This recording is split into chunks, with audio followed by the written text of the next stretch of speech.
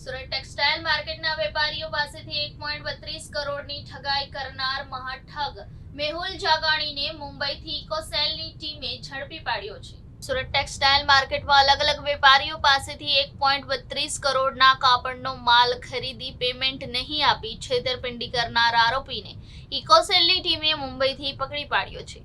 આરોપીએ ઠગાઈના પૈસામાંથી મુંબઈ મીરા રોડ પર 56 લાખનો ફ્લેટ ખરીદ્યો હતો અને બાકીના પૈસા બારમાં ઉડાવ્યા હતા.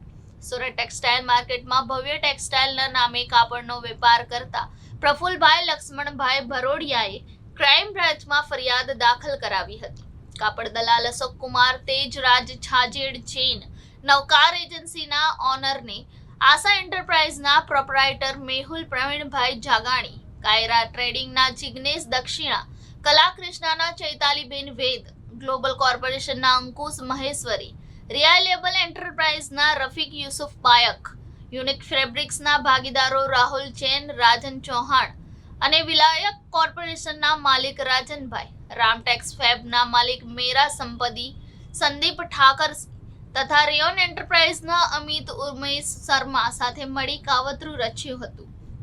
માર્કેટમાંથી વેપારીઓ પાસેથી મોટા પ્રમાણમાં કાપડનો માલ ખરીદી કર્યો હતો, જેમાં પ્રફુલભાઈ સહિતના વેપારીઓ પાસેથી મળી કુલ 1.15 કરોડના કાપડની ખરીદી કરી હતી અને તેનું પેમેન્ટ ચૂકવ્યું ન હતું.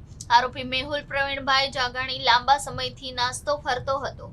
ઇકોસેલની એક ટીમ 22 તારીખે Thane Mira road queens park ખાતે ARN હોટલ ખાતેથી આરોપીને પકડી પાડ્યો હતો.